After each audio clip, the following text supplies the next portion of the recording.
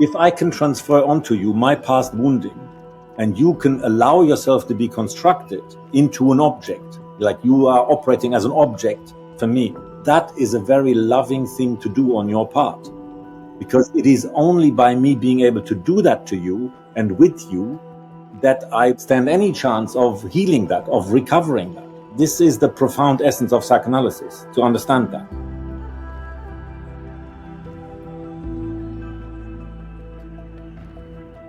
What were the formative experiences that led you to want to become a psychotherapist? There is a not very well-known Scottish psychoanalyst called Dr. Ian Suttie. He said a profound thing about that question. He's talking about psychoanalysts, but it applies to all psychotherapy. He said, there's only one kind of person who gets attracted to being a psychoanalyst, and that's somebody in pain. And once they've been attracted to it and trained in it, start practicing it, there's two kinds. Those that deal with it and those that don't. So I was definitely in pain. Middle class, regular family, with poverty and the Second World War in the background. I didn't have any connection, people, resources, ways of thinking about my experience and the transgenerational gifts that I was being offered. In those days, you still had to go to the military in Germany. You had the option of being a conscientious objector. Then you would have to do a few more months of civil service. There were some radical people who even refused that. But I wanted to do civil service, and you had to go through a procedure where you had to have your conscience examined. You had to give an account of yourself. I was just a kid. And very idealistic, like Germans tend to be. And I had studied Immanuel Kant on, morals and ethics. And I was holding forth about the moral imperative and all the rest of it. And these people were sitting there with glazed eyes. They just took one look at me. I was quite fit and sporty and playing football and tennis. And so they thought, he will make a good soldier. So they completely ignored me. Then you can appeal. Then I failed the second one because I didn't learn hardly anything other than, I'm right. You can appeal one more time. And that time you take yourself a lawyer. So my parents very kindly paid for a lawyer. And then I can remember going in with him and he said, so you want to do civil service instead of military service? I said, yeah, I do. So you want to pass this kind of procedure here? You want to pass this? I said, yeah. I said, yes, yeah, I would like to. So then he said, shut up. I didn't want me to say anything. So by that time, everybody passes. So I did my civil service. But by the end of that whole procedure, I got basically into grassroots politics, and I got into nonviolence through that kind of conscientious objector kind of network. And in those days, there was a lot of grassroots politics going on in Germany. There were whole networks called Grassroots Revolution, and we wanted to create a better world, I got into a kind of circle of people who were inspired also by Mahatma Gandhi. Feminism was just about to take off. We understood that the personal is political in a way that previous generations hadn't. We had a lot of tools and resources inherited from the civil rights movement, where people had done nonviolent direct action and stuff like that, but that we were lacking the internal resources. And those were heady days, in those days, the humanistic movement was really cross-fertilizing with Bhagwan, for example, and there was a lot of cathartic stuff going on. There was primal scream and rebirthing. Bhagwan was doing dynamic meditations. I don't think I would have ended up here if I hadn't had some kind of cathartic release and possibilities there. One of the people that I really cottoned onto was Wilhelm Reich, so I read most of his books, I think by the age of 20. And so I knew that somehow that would play a role in my life. Then I found this avenue through the Gerda Boysen training in London. She is a Norwegian psychologist who cottoned onto Reich and the whole Reichian approach, bioenergetics. And she combined that with a particular kind of psychologically oriented massage, which they'd been using in Norway. So there was a tradition there of body-oriented work with people labeled psychotic, whatever that means. And they had quite a lot of success with that. At the beginning, I came to it just doing a sort of basic massage certificate. She was a bit of an interesting, flamboyant character and quite a genius in her way of working and the way she integrated things. And very sensitive and perceptive, and also to the body. Like when you do massage, you learn about bodies in a way that would be very difficult in any other way. So even if you then later never touch anybody again, but you have some kind of understanding of how bodies function and how body process and emotional process are connected, and what needs to happen in the body to hold back feelings, in simple terms.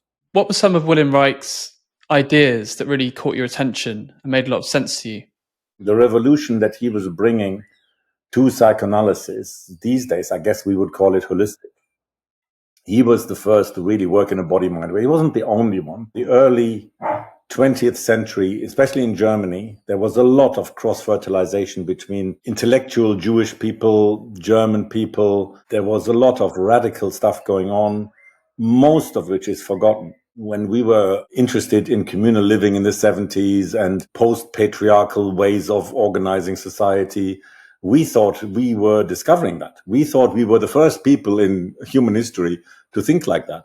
No. All of that had already been largely discovered and formulated around 1910 to 1930, Weimar Republic. People, had already been writing about matriarchy and patriarchy. There were lots of academic studies about that. Wilhelm Reich was influenced by that. There was a community in Ascona where people like Reich and many other body-oriented originators, like dance movement therapists, they were experimenting with communal living. And many of the ideas of the humanistic revolution were already discovered then. Then they went underground with fascism, but obviously they never quite died because they did then reappear. But we didn't know that we were rediscovering these things. We thought this was all original. Reich was the first psychoanalyst who comprehensively turned the talking cure into holistic body-mind therapy. He was a psychoanalyst. He was clearly thinking about the transference, and in a much more systematic way than other psychoanalysts, actually. Freud thought he was a genius, and he gave him a very important role in Vienna. Reich, for many years, was what they called the leader of the technical seminary, which was basically group supervision, where people presented cases. And there was an intense learning atmosphere there because there was intense debate about the cases and how to approach them, about the theory and practice. And he learned a lot, and he has written about that, what he learned during those years of being in that responsible position. He wrote a very important, brilliant summary in 1943, which was years after he was thrown out of the Analytic Association. He said that psychoanalysis was completely unsystematic, haphazard, counterproductive, not doing justice to its own formulated theoretical principles, like specifically thinking about positive and negative transference, but only working with the positive transference.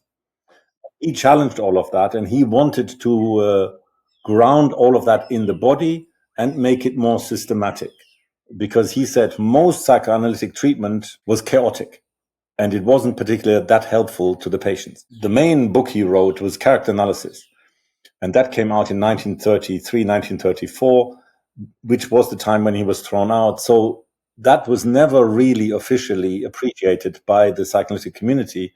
And there's only very few people who do any kind of justice to him, like Otto Kernberg, for example. He's still alive. Otto Kernberg really praises Reich for bringing some kind of systematic thinking to psychoanalysis and preparing for his particular version of object relations. So am I correct in thinking that he was arguing for and doing the foundational work in exploring the somatic dimension that needs to be included in a complete psychoanalysis? Is that a kind of fair summary? Oh, definitely. Yeah. He didn't call it holism, but he had a word that is equivalent in his understanding. He talked about functionalism, and he said that the body and the mind are a functional unit. You will find that most body-oriented people in that tradition, or also in kind of associated traditions, they talk about the body-mind split, which means basically disembodiment. Or Ken Wilber calls it the European split, which is basically what happened when Descartes' philosophical division between, the mental universe and the material universe, when that replicated itself through the culture, and then there was industrialization and all of that, So we live in a Cartesian universe in the West, which requires a significant degree of dissociation from the body and a structure of disembodiment. And Reich quite clearly understood that you couldn't really have what Nick Totten calls the spastic I, the kind of contracted identity. You couldn't really have that without a systematic structure of disembodiment, which basically means that people feel, construct, and think their identity is in the mind, and that the identity in the mind is somewhat fashioned against the body as an extension of some kind of battle against nature. And that was, of course, part in a way of Freud's first formulation in terms of superego, ego, and id, that id was kind of polymorphous, perverse nature. And then there was a strong civilized superego that was giving the moral instructions and rules and regulations, and that the poor ego, the adult, was kind of squeezed in between the two. All of that split, that kind of disembodiment, was reflected in the theory and, you could say, enshrined in it, enshrined and perpetuated by it. And Reich challenged that. He said, no, that's not the human condition. That is the current social condition in the early 20th century. We think this is normal and we universalize that.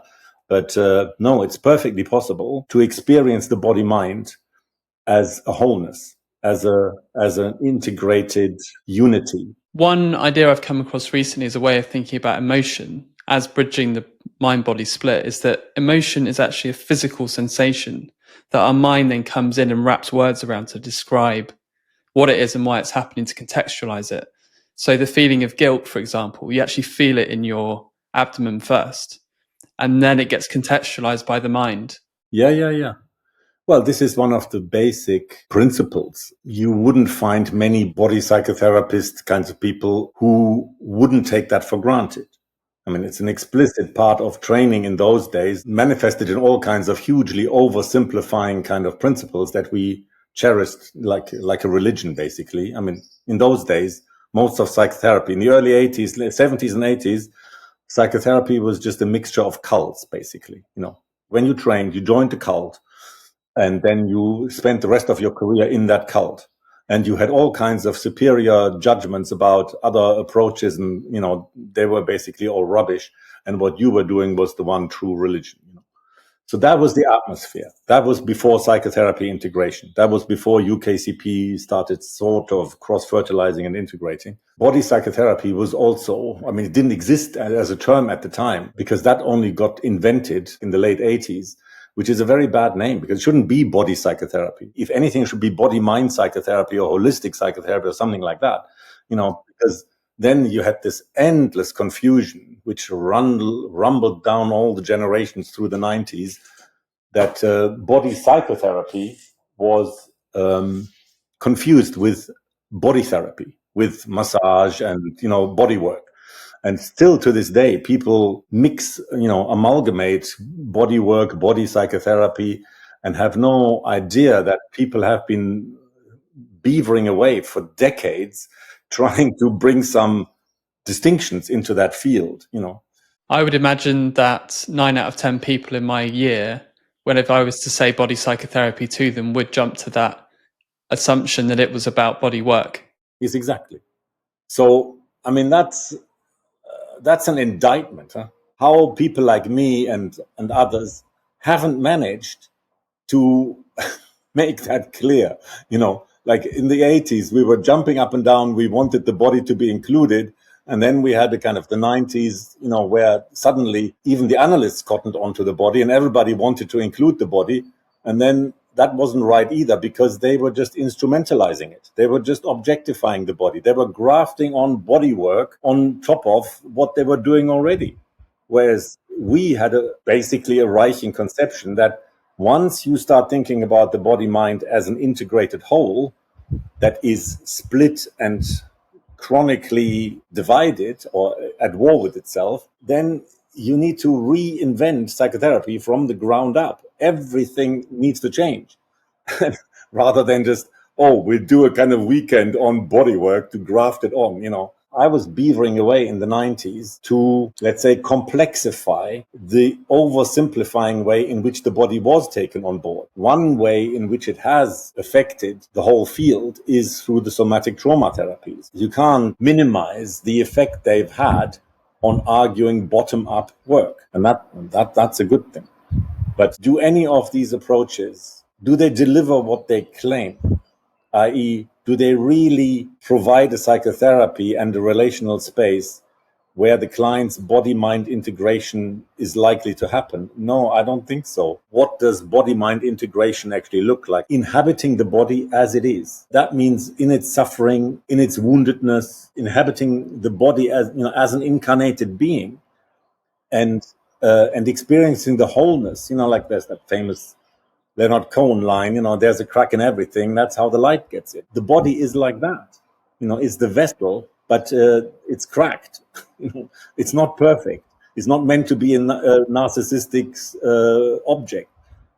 So a lot of the integration is that people have, that they have claimed to pursue, is a kind of idealizing narcissistic modification of the body for wounded mental purposes. So it's actually reinforcing the body-mind split. It's not generating wholeness. Some people who are champion embodiment, who do body work, and they do martial arts, and they do mind-body awareness and body mindfulness, and body scans, and it's accessing the body via the mind. And a lot of it is teaching the mind about the body, or it's instructing the mind about the body, or it's exhorting the mind to pay attention to the body.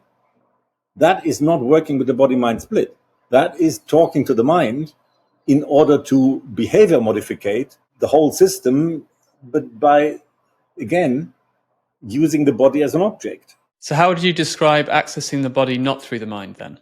In order to become embodied, or in order to integrate the mind and the body, you have to make an impossible bloody effort. In order to be disembodied, you don't have to do anything. You just have to pay attention. It's already happening. You start there.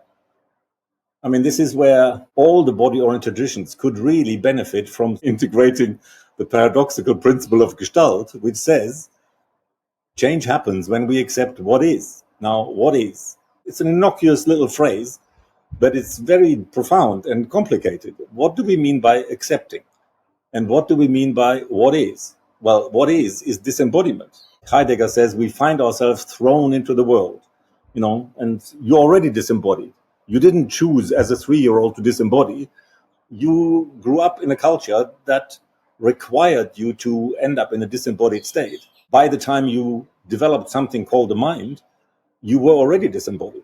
And so you need to start there. You need to start with what is, rather than have some idealized image of the body or the body-mind, integrated body-mind, and then your mind beavers away in order to narcissistically approximate that ideal. So there's a fundamental clash. And so then the next problem in this kind of pursuit of the ideal body and the ideal body work, because it has been championed so much through the somatic trauma therapies, and because everybody gets very urgent when there's trauma, because we should have kind of healed trauma yesterday rather than tomorrow, everybody gets very urgent, and then they go very medical. Just about all the somatic trauma therapies completely rely on one person's psychology. They do not think about transference and countertransference. How do you integrate humanistic body-oriented tradition with psychoanalysis? You need to take into account transference and countertransference. What is transference? Transference is to transfer an early experience into a here and now relationship. Because I'm expecting the same torturous thing to happen that happened to me before with you here, that dynamic exerts pressure on you as the therapist. When you think about that kind of pressure as a body-mind process, you are experiencing pressure coming at you. There is you sitting there, Harry, in your subjectivity, and the client is unconsciously, they can't help. It's the structure of their being. They exert an objectifying pressure on you because they're not relating to you. They're relating to some unconscious object that they're transferring onto you. So there's basically pressure on you to behave like that object, to confirm that object or disconfirm that object. But there's an object. You could say there's a ghost between me and you. I'm putting a ghost between the two of us. You can imagine yourself like a piece of clay, and that I'm putting a stamp on it. I'm molding you into an image of the object that I'm transferring, rather than meeting you as Harry in the here and now as who you are. That would have to trigger all kinds of countertransference reactions in you, which are also body-mind processes. What do psychoanalysts do? What do they do all day when they see people? They basically ask one question. Who is the client relating to? Who are they talking to? What is the object that the client is engaged with? And how is that object creating pressure and tension and friction and conflict with who you experience yourself to be as the subject Harry? So that question, who is talking to whom? That question is poignantly, painfully, pregnantly absent from how somatic therapists think. They think they are at liberty to make all kinds of body-oriented interventions, exploratory interventions, bottom-up interventions. Now breathe into it. What are you aware of? Where do you feel that? Follow that movement. They are making these interventions, and it's not that I don't make interventions like that, but the difference is they are making these interventions without asking that fundamental question, who's talking to whom? And this is not just true in the somatic trauma therapies or the body-oriented therapies. This is true just about everywhere in psychotherapy, that people take some kind of working alliance for granted. People who do not think about the transference, i.e. most of the humanistic tradition, assume a lot more working alliance than on investigation we find available or present. One approach that has a good way of thinking about it, to some extent, is object relations, because there is this awareness that projected objects talking to internal objects, and that can switch quite quickly, and that can be a quicksilver kind of dance where the objects are not static, but they can flip very quickly. So that is one kind of language for approximating the primacy, the crucial central significance of that question, who's talking to whom? That's the awareness. There are all kinds of conceptual and paradigm problems about that language, which is why the humanistic traditions have refused the transference and they have argued against it. And it's very ironic that most of the humanistic traditions, when it comes to thinking about the countertransference, they completely agree with Freud, unwittingly. Basically, Freud said, if you can't maintain a benign, neutral, objective position with your patient, then you have countertransference. And that basically is your own stuff. That's all the stuff that hasn't been, in his language, completely analyzed. But basically, the humanistic supervisors agree with that. They say, if you cannot be empathic, benign, friendly, appropriate, if you find yourself reacting with countertransference, that's your own stuff. And then you need to go to your supervisor. You separate out the wheat from the chaff. You separate out what's the client stuff and what's your own stuff. And then you try and get a handle on that. And then you're fit to return to the next session, because then you've purified yourself from your own stuff, and then you can be a therapist again. That is completely the same paradigm, the same understanding of countertransference that Freud had. So this means that the humanistic traditions have been completely ignoring of the fact that psychoanalysis has developed. And there was, in the 1950s, the countertransference revolution. There might be a few dinosaurs left over that are still doing classical psychoanalysis, but most of psychoanalysis has far, far moved beyond those notions. And there is that crucial understanding that it's not just the transference that is the royal road into the unconscious and the original wounding. No, it's the countertransference also, because the transference and the countertransference interlock, and basically that's what we these days talk about as an enactment. There is an enactment of the wounding dynamic that gets replicated between client and therapist. And that, all of that, is a body-mind process. And if you want body-mind integration, if you want that to happen, if you claim that that's what your therapy is eventually meant to do, then you need to start from where you are, which is in a conflicted, disembodied kind of matrix, layers and layers of defenses and disembodiment and internal object relations. There is that matrix in the client, and there is an equivalent matrix in the therapist, and then they enact those dynamics between them. And all of these things are body-mind processes. And so basically, if you want body-mind integration, you need to be thinking about the relational container in the way that Winnicot talks about. You cannot just do treatment. You cannot just naively make one-person psychology interventions, because you're constantly reenacting some kind of authority. I know better. I'm the expert on the body and the body-mind and the trauma, and I will help you. When you take that stance, you are constantly liable to reenact all kinds of parental messages So you need to be asking yourself the question, when I make this intervention, which I think according to body-mind principles is a good intervention, who's talking to whom? Who's being experienced at all? What's the enactment? It's that question in the therapist that generates the relational space, which is the precondition and the foundation for body-mind integration to occur. Winnicot was quite clear about that. In order for, this is the beautiful phrase by Winnicot, where he talks about the psyche indwelling in the soma. How does that happen? It happens in an attachment relationship. It happens within the relational container that's provided by the parent. What does that mean? That means that the parent does a lot of, because especially at the beginning, the kid doesn't tell you anything. It's pre-verbal. So there's a lot of emotional labor involved in the parent in order to attune to the child and in order to process and metabolize any kind of rupture or misattunement that occurs. That provides the relational container in which natural, spontaneous body-mind integration will occur.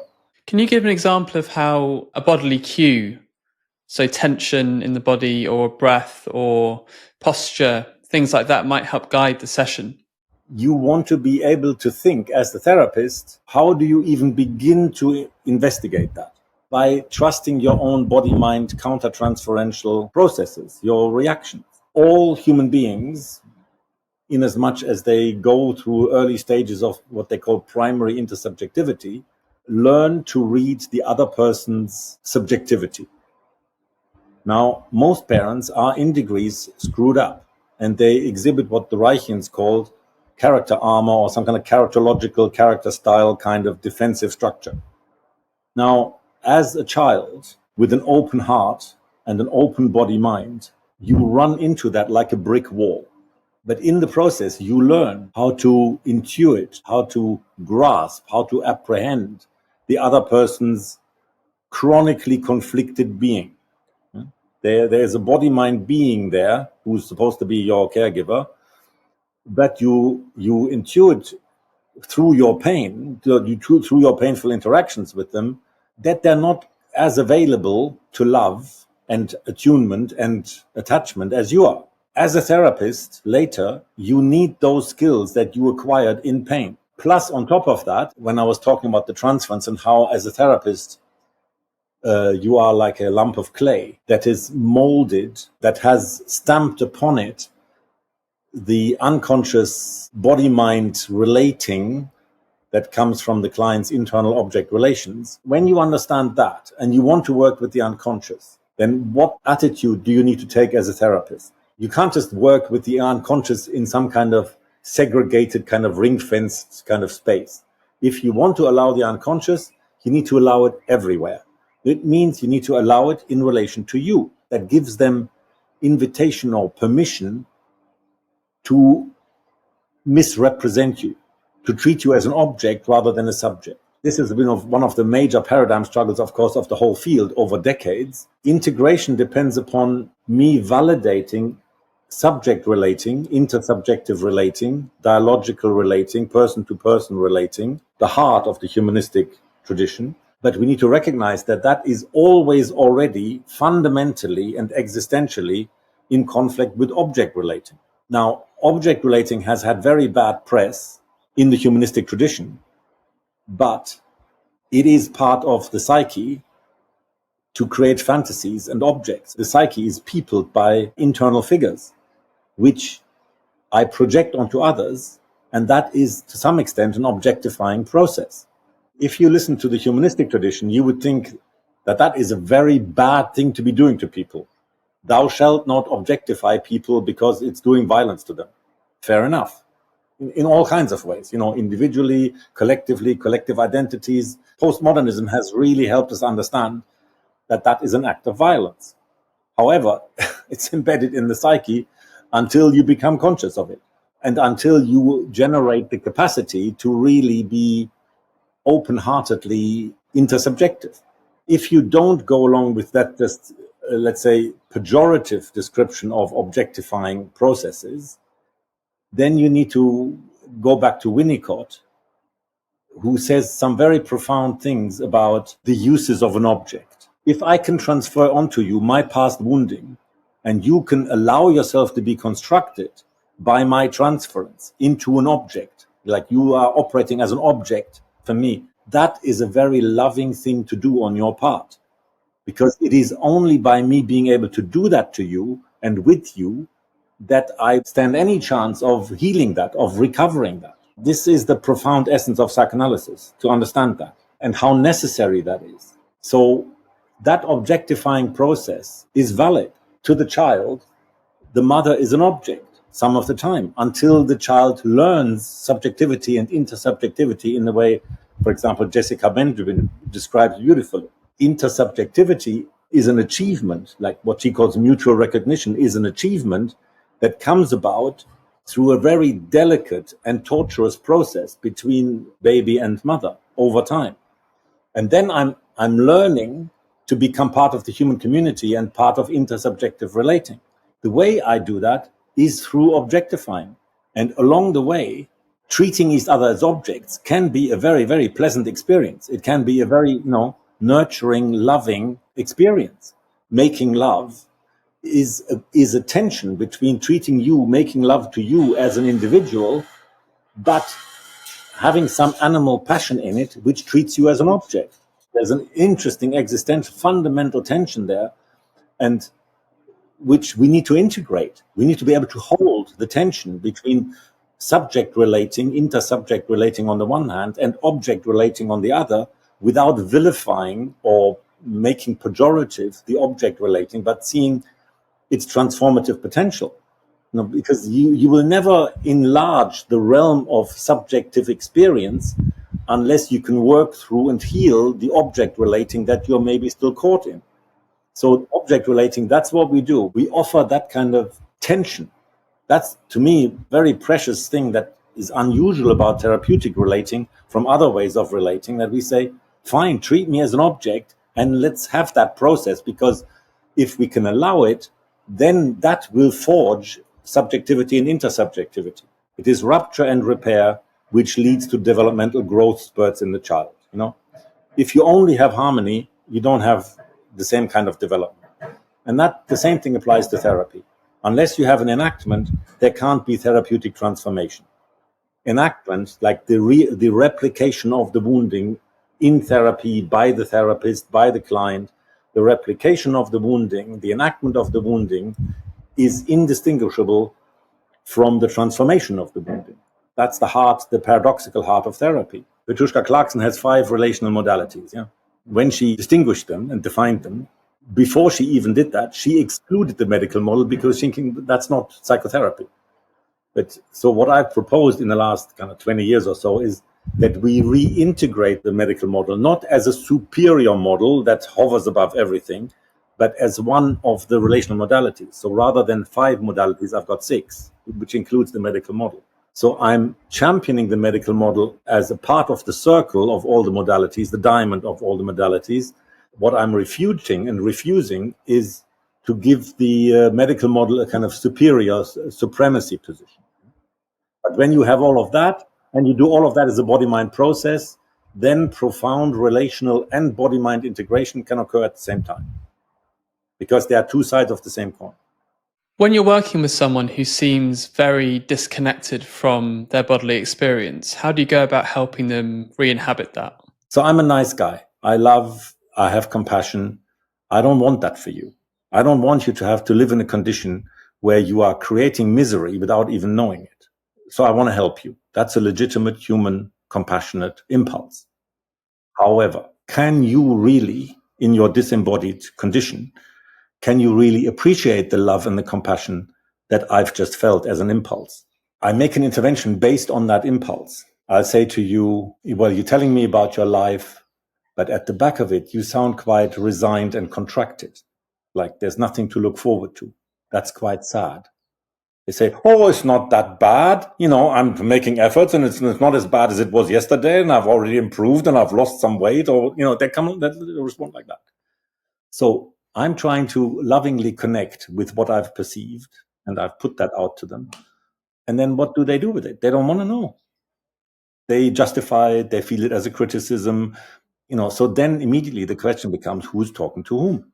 They don't feel I'm talking to them. If they say, oh, it's not so bad and I'm improving, and I used to be so much more miserable, and they make these comparisons and evaluations, and their ego is busy kind of defending. Clearly they're not responding to me.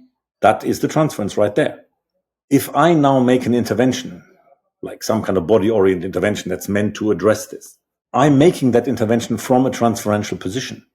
Now, and this is what I just said, a little while ago, when I was saying, well, unfortunately, most of the body-oriented therapies and somatic trauma therapies, they don't take that into account. I really wouldn't want to be without the wealth of creative possibilities and interventions that the body-oriented traditions have come up with. I mean, like I said, in the 70s, there's lots of catharsis, and there's thousands, literally thousands of techniques to access the body quite powerfully and successfully. And I wouldn't want to be without them. Could you give me some examples of those? The big innovation, if you want to put the headline on it, is bottom-up way of working. What do we mean by bottom-up way of working? It means starting with sensation. In the olden days, in the 70s and 80s, people used to think, feel first, think later. That's bottom-up. So you're inviting them into a here and now exploration. That's the intention of your intervention. When I do supervision demonstrations, I typically get the supervisee to embody the client. We pick a moment, what I call a charged moment from the last session or something. Then the supervisee tells me about it. Okay, this is what I remember. This is what happened. This is what was spoken. Just a few exchanges, like 3-4 times back and forth, some kind of vignette like that. And then I say, okay, now take a moment. Go back in your memory and see the client in front of you in that last session and in that charged moment when things were cooking. How do you remember the client? What do you remember about what they said? What do you remember about their body-mind? If it's true that there is a mind-body split, you can find that conflict, and you can always distinguish what we could call spontaneous processes versus inhibiting or reflective processes. Most of the body-oriented traditions, they have a bias towards asking about the spontaneous. Can you feel that? And, allow that, breathe into that. Can you feel, what does that feel like? That's anger. Yes, feel the anger. This is all about supporting the spontaneous processes. That is not working with the conflict. If you think of the body and mind like a couple, it's like couple therapy. You want an integrated couple. Yeah? You want a kind of mutually productive, synergistic couple relationship. Now, when you're a couple therapist, what is the main way that you can ruin the thing right away? You can take sides. Now, the body mind is exactly like that. If you habitually take sides and say, your body is the one that I'm interested in, and we give space to, and we do body psychotherapy here, so we support the body, we champion the feelings, you're constantly taking sides. You do not have a working alliance with the system. The same way you don't have a working alliance with a couple, you destroy the working alliance with the system, because the mind also, however disembodied it is, it needs to feel that you're on their side. So you need to ask questions that are not systematically biased towards the body and against the mind. Lots of therapists talk about going back to a painful memory, to a painful experience, some trauma. From a Gestalt perspective, as well as a thoroughly integrative body-mind perspective, the meta process that you're constantly busy with, that's what you're being paid for, is what I call gathering the fragments. You're gathering the fragments of the relational matrix, and you're gathering the fragments of the body-mind matrix. When you do that, when you gather the fragments, let's say of a traumatic memory, and you include the body sensations, and not just the body sensations of the spontaneous feelings of like fear or terror or anger or wanting to run away or, shaking, whatever, but also the body-mind fragments of the chronic disembodied reaction against the spontaneity. You're gathering those fragments also, like how you're holding your breath. That's gathering a fragment of how the body is in a chronic condition of holding out against the feeling. When you do that in the here and now, the experience will become more intense.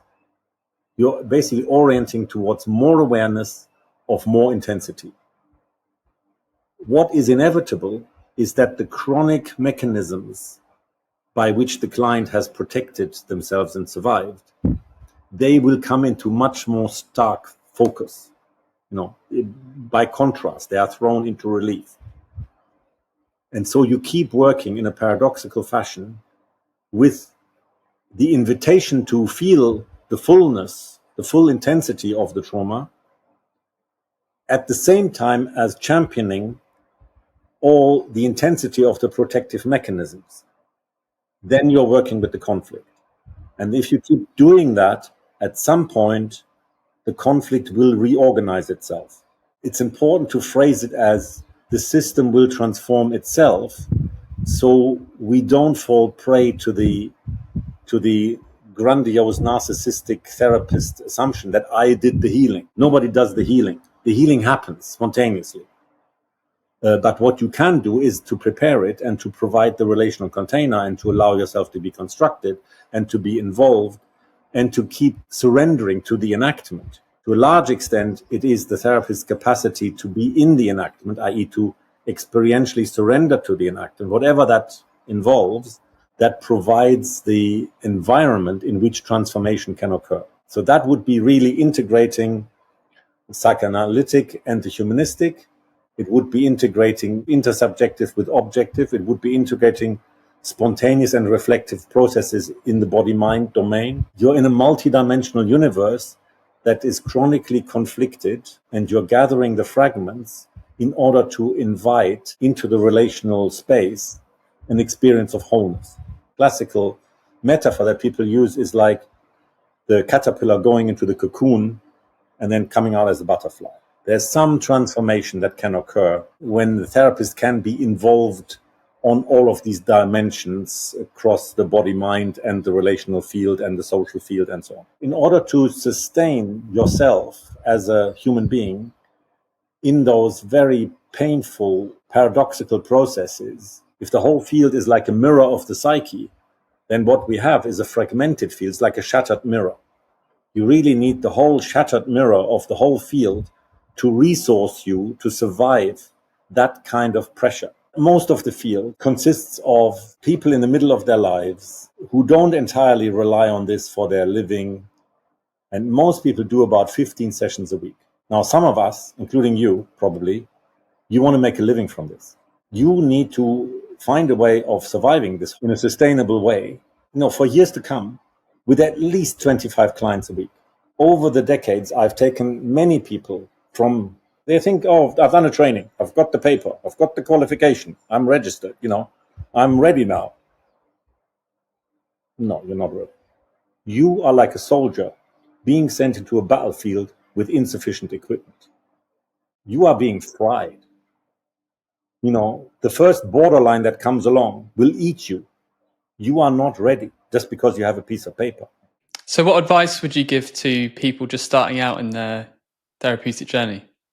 I haven't come across one training that gives a realistic, honest impression of what it is like to practice as a psychotherapist. Freud, in his underestimated wisdom, at least by the humanistic traditions, he already said in 1937, he wrote, "It may turn out that psychoanalysis is one of the impossible professions." He was sort of half joking. I think it was a quip. No, you are working with people who are profoundly wounded in ways they don't even know, who, when you tell them that in order to heal the wound, they need to feel it, they run to the hills. They refuse, they resist. What most people want is that you are like a kind of surgeon who can remove the wound under anesthesia so they don't have to be present as it happens. That may be available in the body, but it's not available in the psyche. When you hear people talk about self-care, because it's a difficult job and there's vicarious traumatization and people get screwed and they can't do it. And they can't see more than 15 people. Most practitioners, they see 4 people a day and then they're wiped out without having any clue what it was that wiped them out. Most of the vicarious traumatization flies under the radar because people don't pay attention to the body-mind.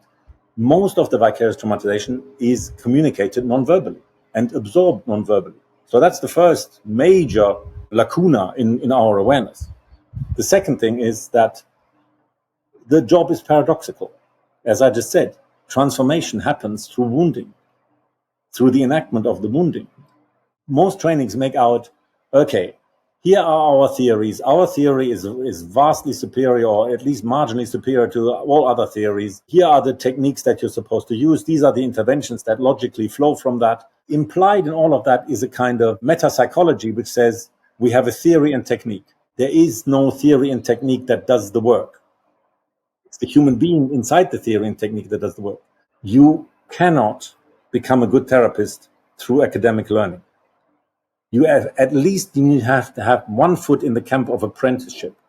You need to apprentice yourself to a master, like they did in the medieval crafts.